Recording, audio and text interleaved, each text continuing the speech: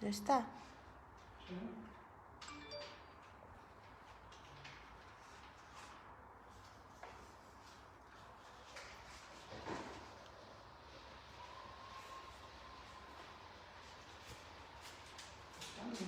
Já está.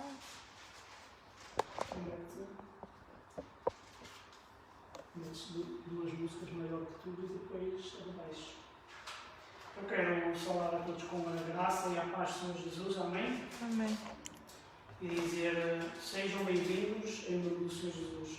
Aos que aqui estão, aqueles que nos acompanham agora pela internet, pela live, que o Senhor vos abençoe e que o Senhor possa falar ao coração de cada um de nós. Amém? Nós vamos abrir o Salmo 133. É um salmo bem conhecido nosso.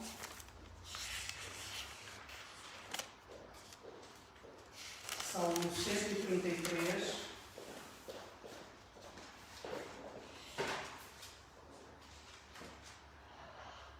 Que diz assim, Salmo 133. Ó quão bom e quão suave é que os irmãos vivam em união. É como o óleo precioso sobre a cabeça, que desce sobre a barba de Arão, e que desce a orla das suas vestes, como o orvalho de Hermon, e como que desce sobre os montes de Sião, porque ali o Senhor ordena a bênção e a vida para sempre.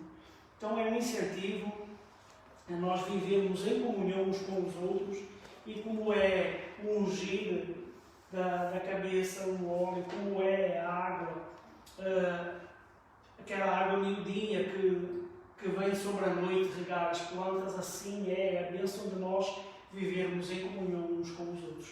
Por isso que o Senhor a cada dia nos encha com o seu amor, com a sua graça, e que nós possamos viver esta união e comunhão em Jesus Cristo. Amém? Vamos orar. Nosso bendito Deus e nosso Pai, se nós te louvamos nesta noite, Pai, te damos graças, Pai, pelo privilégio de mais uma vez, Senhor, podermos estar aqui, Senhor, podermos estar reunidos, Pai, aqui na tua casa de oração, buscar a tua face e aprender de ti, Pai.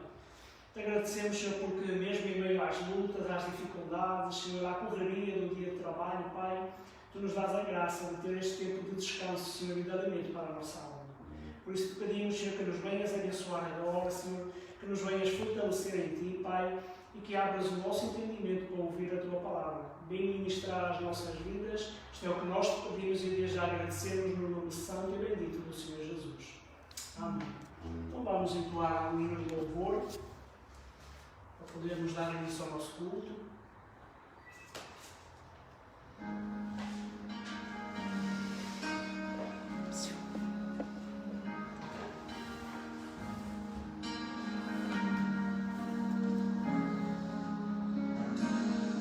Que forças, maior que reis, que a natureza e tudo isso fez, maior que coisas que o homem dá.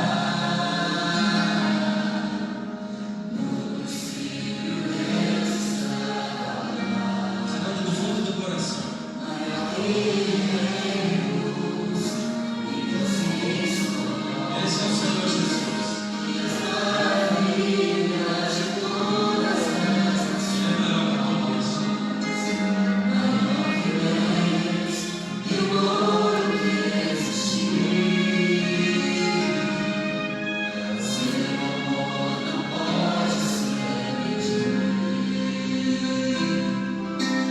mas a cruz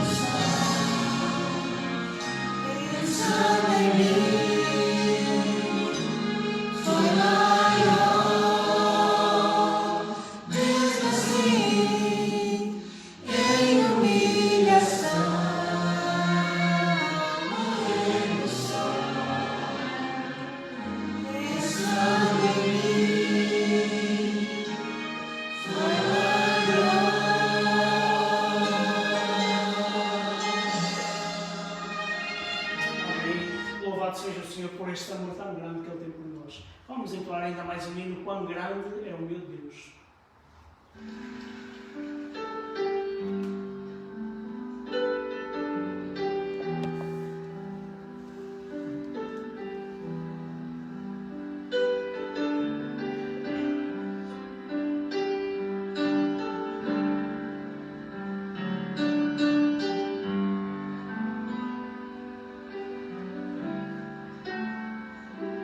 Quão grande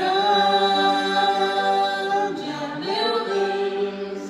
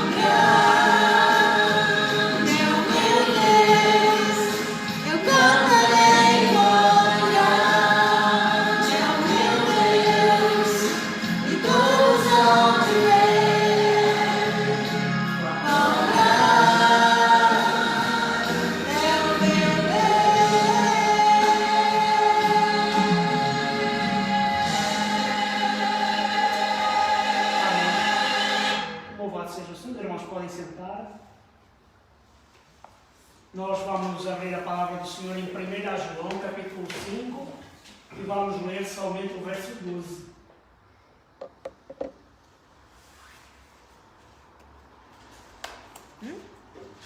Primeira João, Epístola de 1 João, é quase no fim da Bíblia, lá já perto do Apocalipse, capítulo 5 e versículo 12.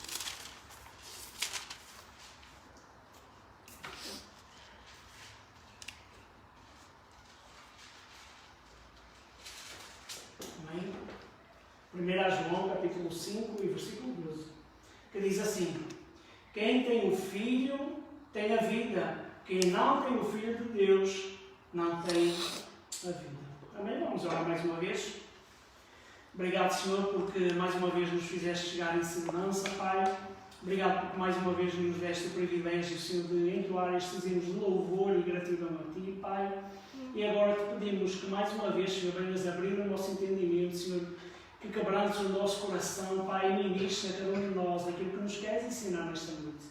Por isso, vem nos abençoar, vem nos dirigir, Pai, e que ouçamos somente a Tua voz, Pai.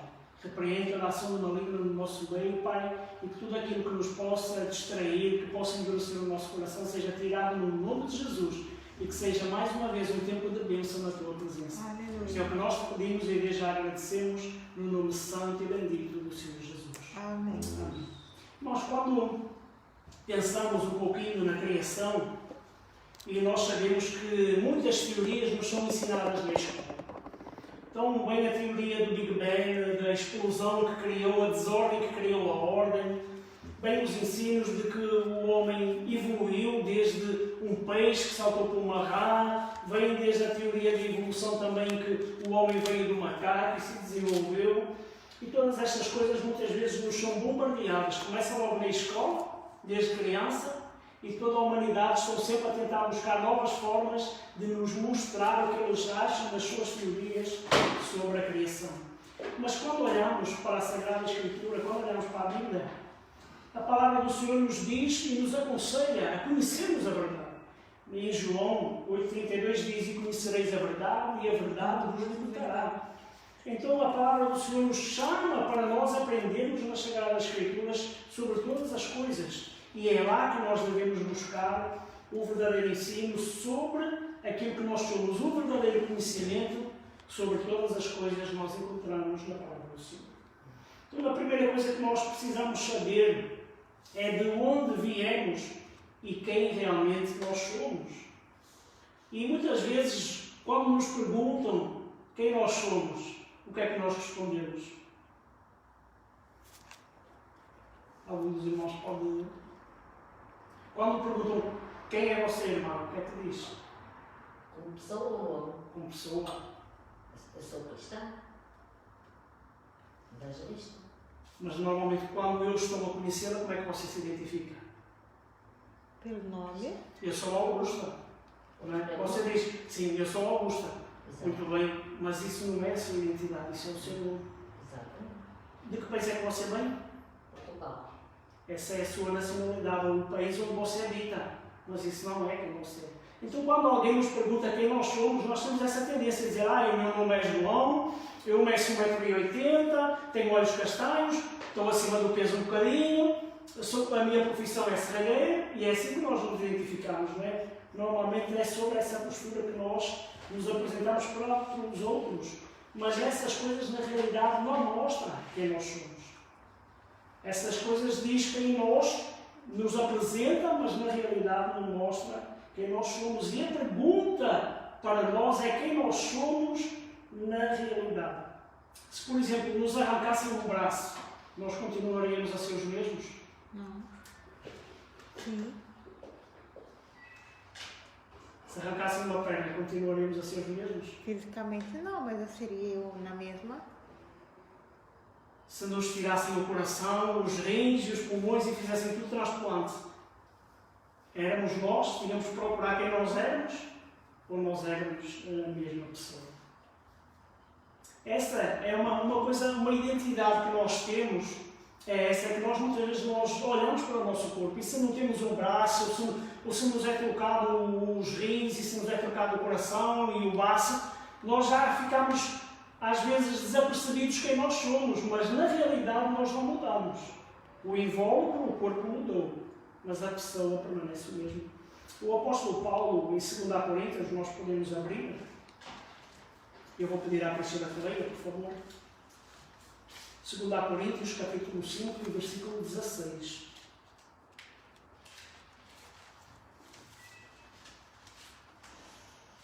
Segundo Coríntios, capítulo 5, versículo 16.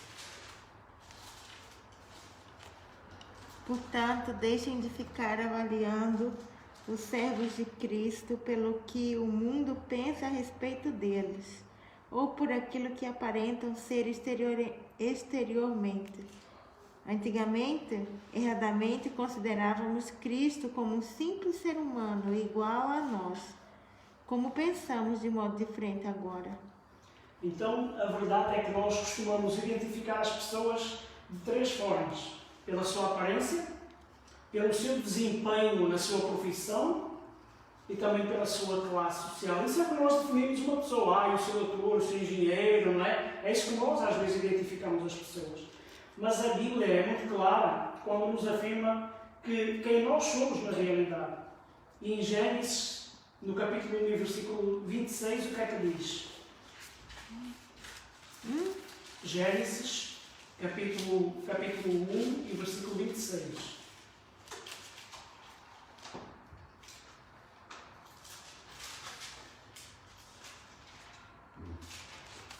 As Sagradas Escrituras é bem clara a definir-nos sobre quem nós somos. E o que é que diz no capítulo 1, versículo 26?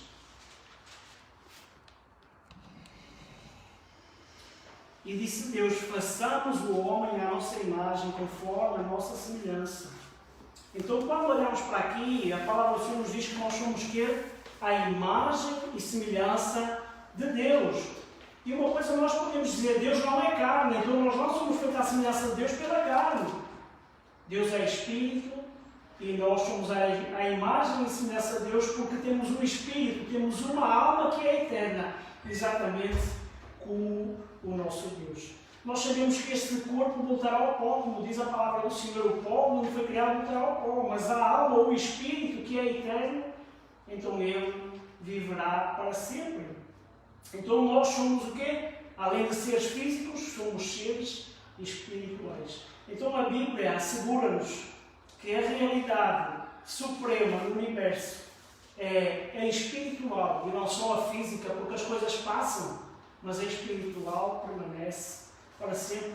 Então o mundo invisível é tão real como o mundo visível. As coisas visíveis são temporárias e vão passar, mas aquilo que é espiritual dura para sempre. Vamos abrir em 2 Coríntios, capítulo 4, versículo 18. Eu vou pedir ao Daniel que leia, por favor. 2 Coríntios, capítulo 4, versículo 18.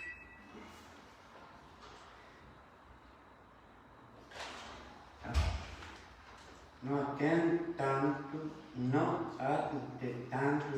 nas coisas que se veem, mas sim nas que se não veem, porque não se veem, porque as que se veem são temporais, enquanto as que não se veem são eternas. Então o que a palavra nos diz claramente é que as coisas que são visíveis são temporais, mas as invisíveis, as quais nós não vemos, essas são eternas. Essas duram para sempre. Então, nós pensando na criação, pensando no ser humano, sabemos uma coisa. Todos nós, segundo as Sagradas Escrituras, nos dizem que nós descendemos de Adão e Eva. E é interessante ver que a biologia já descobriu isso. Através daquele estudo chamado ADN mitocondrial, eles descobriram que todo o ser humano vem da mesma mãe. E no estudo do cromossomo Y, todo o ser humano vem do mesmo pai. Então nós vemos como a biologia já está consistente com aquilo que as Sagradas Escrituras nos dizem. Nós vimos de Adão e Eva, nós vimos da criação, como nos diz as Sagradas Escrituras. Então, olhar para a vida deles, de Adão e Eva, nós podemos definir a vida comum em duas partes. podemos dizer que eles são seres vivos fisicamente, mas também são seres vivos espiritualmente. Então, eles estavam vivos fisicamente. Isso não há como enganar, não é? Porque se eles caminhavam, se eles bebiam, então mostra que eles estavam vivos fisicamente. Mas o seu espírito dentro deles também estava vivo. E quando pensamos nessas duas coisas, estavam vivos no corpo porque sentiam, porque comiam, porque bebiam, porque precisavam descansar, e todas essas coisas nos mostram os sentidos, não é? O tato, a audição, o sentido, o palato, mas também estavam vivos espiritualmente. Porquê? Porque eles viviam, não só tinham o fogo de vida, mas viviam uma vida de intimidade com Deus. Então nós podemos ver que eles estavam unidos com Deus, eles viviam essa vida interna com Deus. E esta era uma união que marcava as suas vidas, marcava uma qualidade diferente dos dias que nós vivemos hoje. Nós hoje não temos os mesmos privilégios, nem as mesmas características que eles tinham. Porquê? Quais eram as características que de Adão e Eva eram diferentes das nossas? E primeiro, é que Adão e Eva, eles tinham um objetivo de existência. Quando lemos no verso 26, a palavra do Senhor nos é bem clara, quando nos diz que, e disse Deus, façamos um homem, à nossa imagem e semelhança, conforme a nossa semelhança, e domine sobre os peixes do mar, e sobre as aves dos céus, e sobre todo o gado, e sobre toda a terra, e sobre todo o réptil que se move sobre a terra. Então eles tinham um propósito de cuidar da terra, de cuidar dos animais, de dar um nome. Então eles tinham um propósito e um objetivo de vida. Eles viviam para cuidar da terra. Nós podemos ver também que outra coisa que eles viviam era a segurança. Eles tinham a segurança de Deus com eles. Não só segurança da presença de Deus, mas eles não tinham necessidade de nada. Eles bastava colher para comer. Eles tinham a segurança de Deus e tinham a segurança em todas as suas necessidades que eram supridas. Eles tinham comida, tinham um abrigo e tinham companhia, que era a companhia de Deus, todo maravilhoso. Então, naquela altura, eles não sabiam o que era necessidade. Eles nem conheciam esse termo. Hoje em dia nós vivemos a vida a dizer que temos necessidade. Necessidade de saúde, necessidade de trabalho, temos necessidade de pagar contas, temos muitas necessidades. Mas eles não sabiam o que significava essa palavra, porque ela ainda não existia, porque Deus supria tudo aquilo que eles tinham. E outra coisa é que eles tinham aceitação. Adão tinha um relacionamento íntimo com Deus. Ele podia falar com Deus a qualquer hora e Deus se manifestava presente perante ele. E depois disso, Deus não só manifestou pela sua presença, como fez que criou Eva para Adão e fez que Adão tivesse em comunhão íntima com Deus, mas também fosse aceite pelo seu semelhante. Foi assim que Deus nos criou. Deus criou-nos com este propósito, com um propósito de vida, com segurança e com aceitação. Mas na realidade, nós já não usufruímos dessas coisas. Porquê? Porque foi perdido pelo ser humano. E quando é que foi perdido? Quando Adão e Eva pecaram contra o Senhor, desobedeceram ao seu mandamento e comeram. Vamos abrir em Gênesis capítulo 2 e versículo 17 e vamos ver o que é que diz a palavra do Senhor.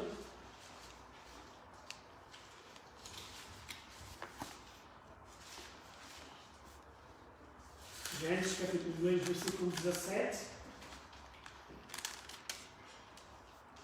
Que diz, mas da árvore do conhecimento do bem e do mal dela não comerás, porque no dia em que dela comerdes, certamente morrerás. Então, incentivados por Satanás, e eles foram incentivados a pecar e a desobedecer com Deus, para com Deus. Então, a partir daquele momento, a palavra diz que eles desobedeceram, então eles morreram. Mas morreram fisicamente? Não, pelo contrário. Fisicamente eles ainda viveram até aos 900 anos de idade, aproximadamente. Mas eles morreram espiritualmente. Tinham uma alma vivente dentro deles, espírito, mas aquela intimidade com Deus eles tinham perdido. E por causa disso, toda a criação, todo o ser humano que nasceu a partir dali, já nascemos com essa falha. Já nascemos mortos no nosso relacionamento para com Deus. Então, ao pensar nisso, nós podemos ver realmente os prejuízos que isso trouxe para a nossa vida, que trouxe para a vida do ser humano, essa morte, essa separação de Deus. Podemos ver que ela trouxe vários prejuízos para a vida do ser humano. E ao pensar nisso, quais foram os prejuízos? Primeiro, o ser humano perdeu o conhecimento de Deus. Adão e Eva, eles conheciam o Senhor na intimidade. A partir daquele momento, o homem passou a ter falta de entendimento de quem era Deus. E podemos ver isso a partir de Adão, quando lhe faltou o entendimento, quando ele se tentou esconder de Deus. Quando ele tinha aquela intimidade com Deus, ele sabia que Deus era onipotente, onisciente. Mas quando pecou e desobedeceu, qual foi a primeira coisa que ele fez? E ele escondeu-se. Então, ao esconder-se, ele mostra que ele perdeu o conhecimento da onisciência de Deus. Ele, a partir daí, teve o seu cérebro, o seu entendimento foi bloqueado. E é como se ele não conhecesse aquele Deus que ele estava na intimidade. Então, o ser humano perdeu o conhecimento de Deus. E é isso que o apóstolo Paulo nos fala, que os descendentes de Adão estão entenebrecidos no seu entendimento, separados da vida de Deus pela ignorância que há neles, pela dureza do seu coração, que nos fala em Efésios 4,18. E em 1 Coríntios 2,14, eu vou ler, diz assim: ora, o homem natural não aceita as coisas do Espírito de Deus, porque para ele são loucura e não pode entendê-las, porque elas se descendem espiritualmente. Então o homem perdeu, por causa do pecado, por causa desta separação, o homem perdeu esse conhecimento de Deus. E é isso que nós vemos. Quando falamos em Deus, a maioria do ser humano põe em causa: Deus existe um Deus? Não creio nessas coisas, não é? Então vemos que esse foi o prejuízo da queda humana. Também trouxe emoções negativas para as suas vidas, coisas que eles nunca tinham experimentado até agora. Então, a partir daí, eles começaram a sentir medo e ansiedade. O que é que nos diz Gênesis 3:10?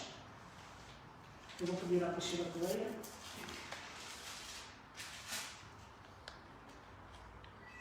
E respondeu: percebi que o Senhor estava aproximando-se e fiquei com medo, porque estava nu, por isso me escondi. Então sentiram medo, sentiram ansiedade da presença de Deus. Quer dizer, a palavra do Senhor nos fala tantas vezes: não temas, eu sou contigo. E são palavras constantemente repetidas. E pela primeira vez eles temeram a presença de Deus. Coisa que os agradava, diz a palavra, que ao fim do dia o Senhor se aproximava para falar com eles. Mas a partir daquele momento, eles sentiram medo pela primeira vez. Aquilo que era consolo, alegria constante, se tornou em medo. Nós nos escondemos porque tivemos medo, porque tu estavas ali conosco. Então, sentiram medo e ansiedade. Também sentiram culpa e vergonha, porque eles compreenderam que estavam nus.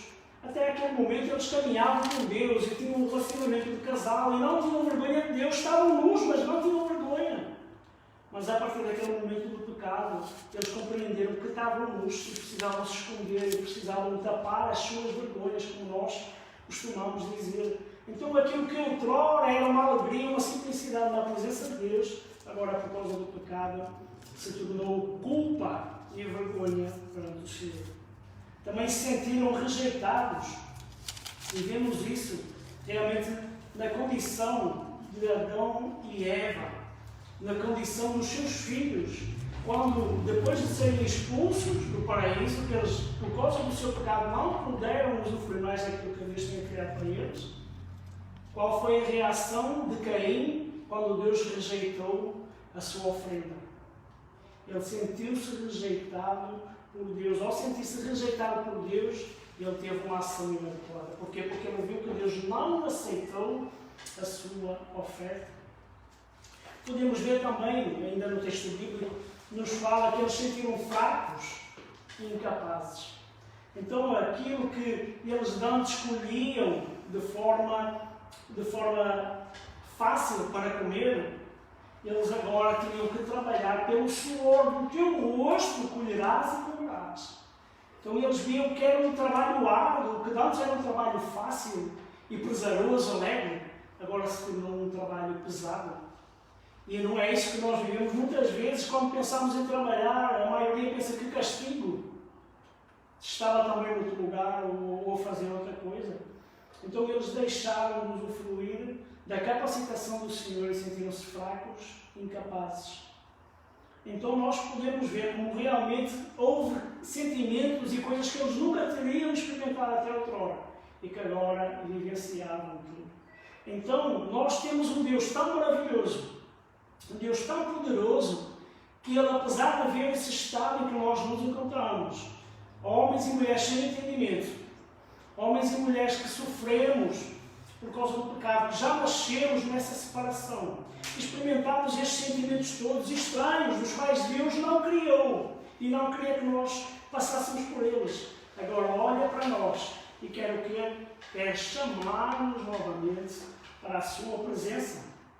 Então a palavra do Senhor nos diz que Adão e Eva caíram, mas da mesma forma o Senhor levantou um e disse que viria um que seria ferido pela cabeça da serpente, mas ele venceria, parafraseando, não é? Então, nós pensamos nessas coisas e pensamos o quê? Ora bem, temos que nos aproximar de Deus, temos que voltar à sua presença. Mas apesar de Deus dar o caminho, em que é que nós procuramos a satisfação desse caminho que está vazio no nosso coração?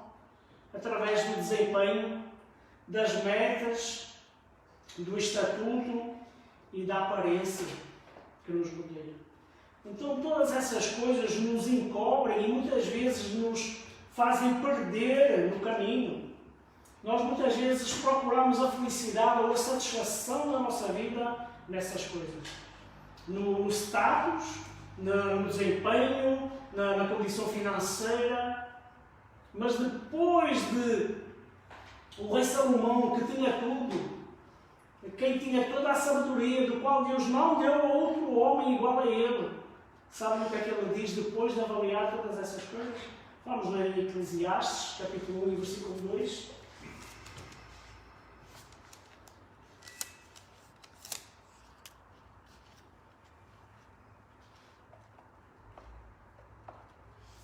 O que é que diz? Vaidade das vaidades, tudo é vaidade. Então nada dessas coisas interessa, nada dessas coisas na realidade nos aproxima de Deus. Nada do que a sociedade, aqueles que nos rodeiam, pensa, pode nos aproximar do Senhor. Nós na realidade somos como um carro sem gasolina. Podemos ser o carro mais eletrónico e mais moderno. Sem gasolina, o que é que ele faz? Não serve para nada. É um monte de tijolo, é um pedaço de ferro encostado. A nossa vida sem Deus é igual. Nada pode satisfazer a nossa alma, nada pode satisfazer o nosso coração. É por isso que Salomão diz, vaidade dos vaidades, tudo é vaidade, nada serve na realidade. E existia, não sei se ainda é vivo, um jogador de golfe que é cristão, que ele aos 28 anos de idade, ele chegou a uma conclusão. Ele já tinha alcançado todos os prémios que poderia conquistar dentro da sua profissão. Mas ele compreendeu uma coisa muito rápido, que os bens materiais, que as coisas materiais não o faziam felizes. E essa é uma realidade. Os bens materiais não consolam o nosso coração. Não é o dinheiro do banco, não é as casas, não é os carros, que na realidade dá consolo. Pelo contrário, desperta em nós ainda mais desejo de buscar, porque aquelas coisas não nos satisfizeram. É muito simples, nós passamos às vezes por isso. Às vezes acabamos de comprar uma t-shirt, e eu já estou a falar coisas simples, mas olhamos para ela, vestimos, até gostamos dela, mas já estamos a olhar para a outra e já estamos a definir as metas para comprar aquela, porque aquela é que vai dar satisfação, aquela é que vai alinhar. Não é? Compramos o carro, mas amanhã já ser um carro novo, então a nossa meta é tentar atingir, mas essas coisas é só vaidade. Nada preenche o nosso coração. Essas coisas na realidade ocultam e tentam tapar a necessidade da nossa alma. Então nós, pelo nosso esforço, nós pelo nosso agir, pelas nossas coisas, nós não conseguimos nos aproximar de Deus. Nós não deixamos de estar no meio deste problema em que nos encontramos. Então, ao pensar nisso, Deus lança o plano para restaurar a humanidade caída. Mas a primeira coisa que o Senhor tem que nos convencer a nós é dizer que nós não temos essa capacidade de nos aproximar dele. E como é que o Senhor faz e lança esse caminho para nós compreendermos que não é a nossa autoajuda que nos faz chegar até Ele? Lançando os 10 mandamentos. E Ele diz que aquele que os cumprisse era perfeito, mas aquele que não os cumprisse, esse estava amaldiçoado. E todos nós agora conhecemos e os do passado rapidamente chegaram lá à conclusão que eles não conseguiam cumprir aquilo. Amarás ao Senhor teu Deus de todo o teu coração, de todas as tuas forças, de todo o teu entendimento. O homem não tem condições de saber a Deus. Amarás ao teu próximo como a ti mesmo. Pelo contrário, às vezes estamos mais às turras com o nosso próximo que outra coisa. Então o homem não tinha condições. E não é por o homem cumprir regras que isso o faz aproximar de Deus. Porquê? Porque nós não conseguimos cumprir as regras na plenitude, nem cumpri-las na sua perfeição. Mas interessante que ver que mesmo Deus dá-nos os 10 mandamentos e Ele já aponta através dos sacrifícios aquilo que na realidade nos poderia conduzir até a esse novo reencontro, até essa nova intimidade, até essa nova vida com Deus. E tudo apontava para o sacrifício do nosso querido e amado Senhor Jesus Cristo. Então o homem não tem condições, não pode cumprir as regras. Então, sabendo que Deus nos deu Jesus Cristo, que Ele é o caminho, então Jesus, homem, 100% homem, 100% Deus, 100% carne, 100% espírito. Mas ao contrário de Adão e Eva, sem pecado. E Ele nos mostrou como com o seu auxílio podemos viver uma vida agradável e de intimidade com o Pai Celeste, mesmo sendo seres caídos como nós somos, como nos podemos. Então, a pensar em Jesus Cristo, o que é que Jesus veio fazer por nós?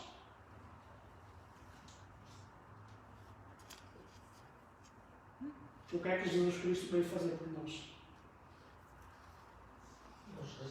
Nos resgatar com o seu sacrifício.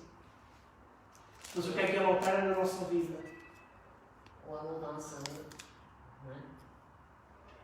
Mas muitas vezes nós, quando olhamos para Cristo, pensamos naquele que perdoou os nossos pecados.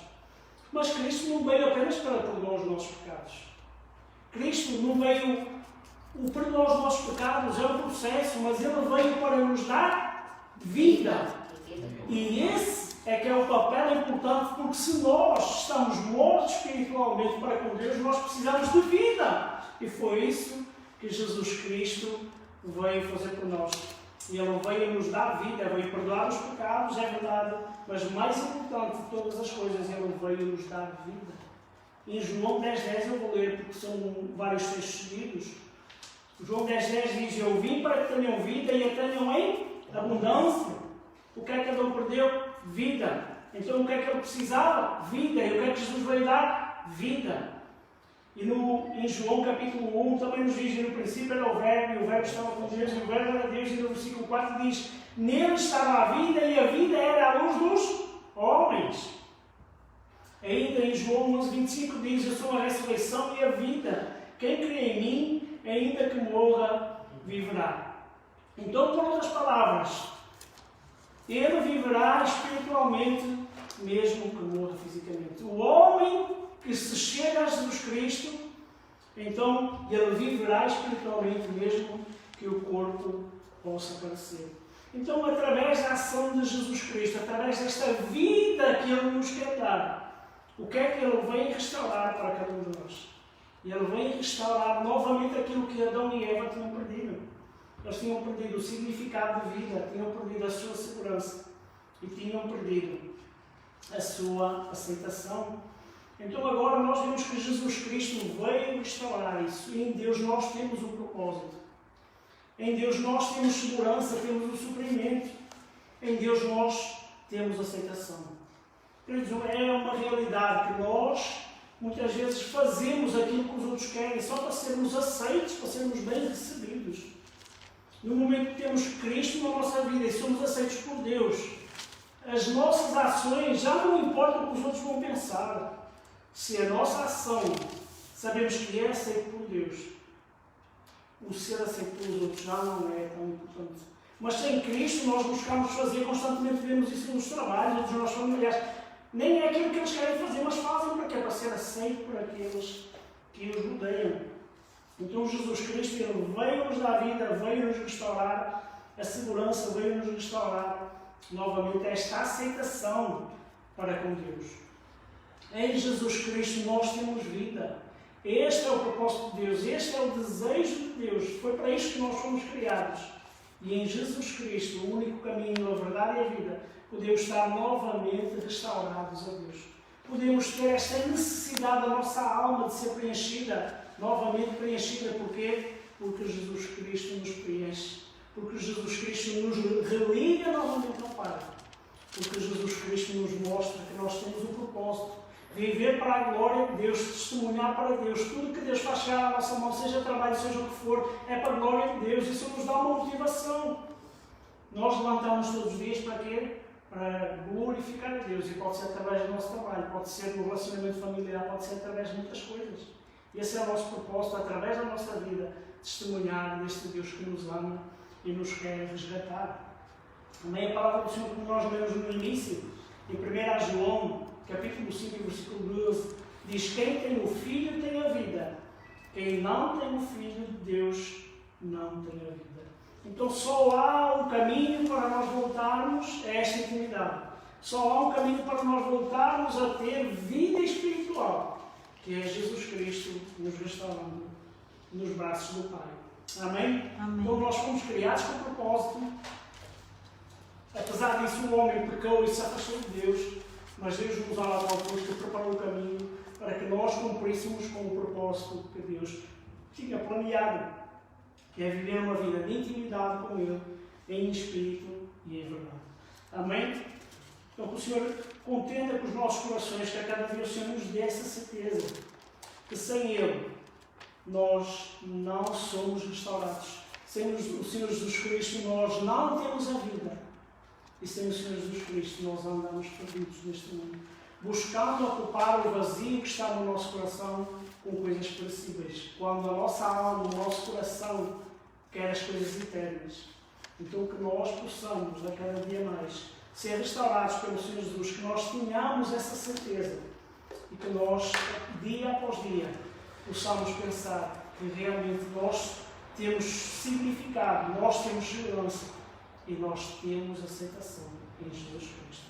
Amém? Amém. Eu vou ler só alguns pequenos textos que em Mateus, que nos mostra que nós temos um significado profundo. Mateus, capítulo 5, versículo 13 e 14, é um texto que nós conhecemos bem. Eu sou o sal da terra e a luz do mundo. Então, nós somos, vós sois, é o que nos diz a palavra, então nós somos o sal da terra e somos a luz do mundo. Filipenses 4,13 diz que nós temos tudo, em tudo nós podemos, em Cristo que nos fortalece. Em Efésios 2,10 diz que nós somos feitura sua, criados em Cristo Jesus para as boas obras. Então muitas coisas que nos mostram o nosso significado em Cristo para com Deus. Voltando ao início, voltando à criação, voltando à importância deste relacionamento com Deus. Também podemos ver como nós estamos seguros, já não somos mais culpados, já não estamos mais desprotegidos, já não estamos mais abandonados. Em Cristo nós estamos completamente seguros. E o Senhor nos diz a nós que nós estamos livres da nossa condenação. Romanos capítulo 8, versículo 1 e 2. Também nos diz que nós estamos escondidos com Cristo em Deus, Colossenses 3,13. Também nos diz em Filipenses 6, estamos certos de que a boa obra que Deus começou na nossa vida, ela se aperfeiçoará. Então, dia após dia, o Senhor vai santificando a nossa vida e significa que nós estamos seguros nele e Ele está a operar na nossa vida. Então, muitos textos que nos trazem esta segurança. E outros textos que nos dizem que nós já fomos aceitos, já não somos rejeitados, já não somos mais apartados, agora somos amados, já não estamos mais sujos. Nós temos vestes mais brancas que a neve. Então, em Jesus Cristo, nós somos completamente aceitos. E a palavra do Senhor em João 12 diz que Nós somos filhos de Deus. Em Romanos 5.1 diz que nós fomos justificados.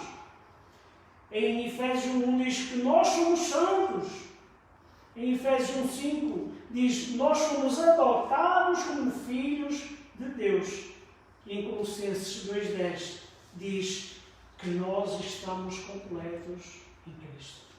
Então, queridos, este foi o propósito para que fomos criados por Deus com este propósito, nesta vida, nesta aceitação, nesta intimidade.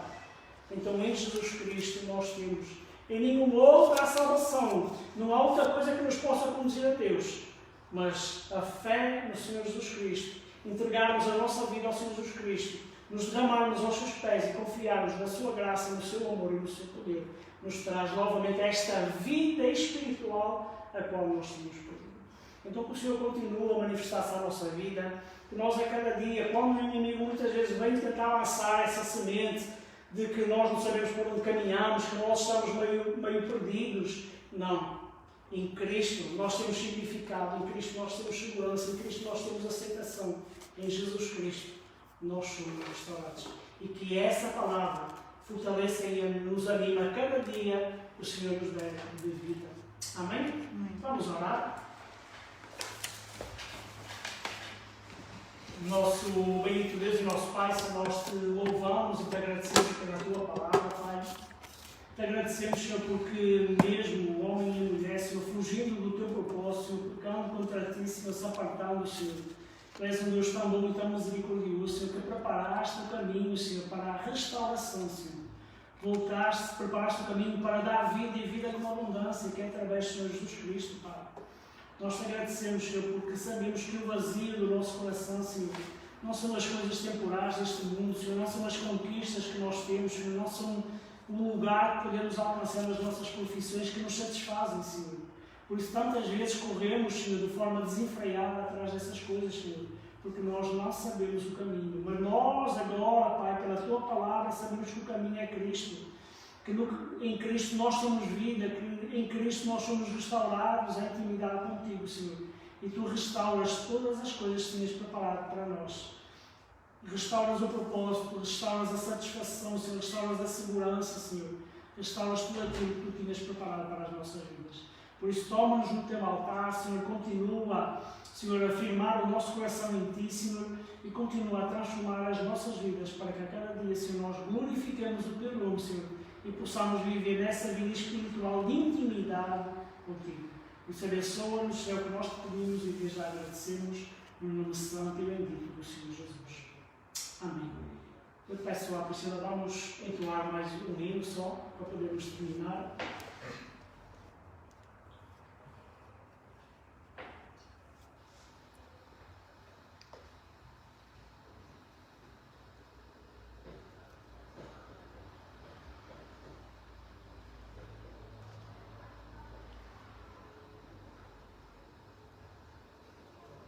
Qual hino?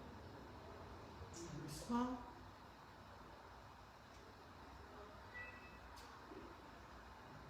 Qual hino é que tu queres? Abre essa aí. Espírito, és a minha vida. Vamos então entoar este hino de louvor ao nosso Deus.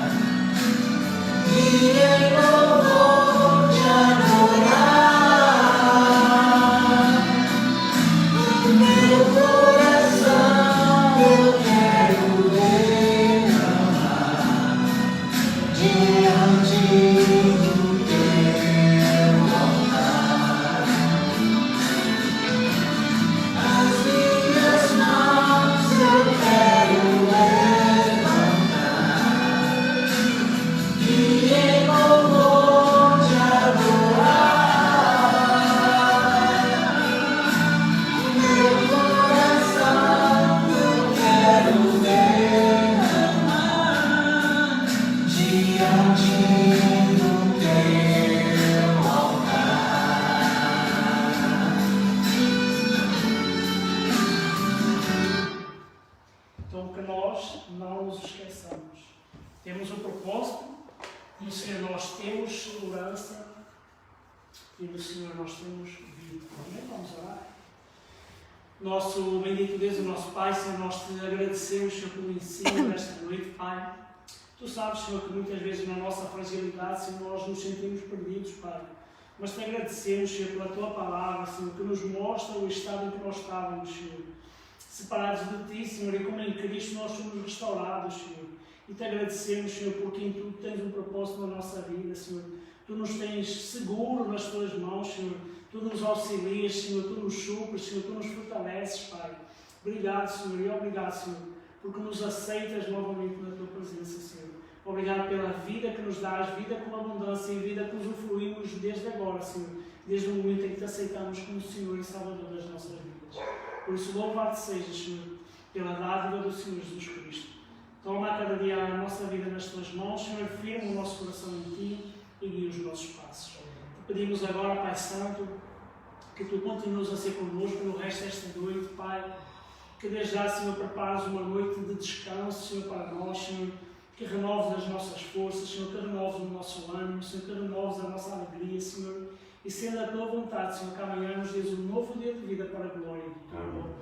E que a graça do Senhor Jesus, o amor de Deus Pai e as doces consolações do Espírito Santo sejam conosco agora eternamente, e nós dizemos Amém. Amém. Então que o Senhor nos continue a abençoar, querendo o Senhor no domingo.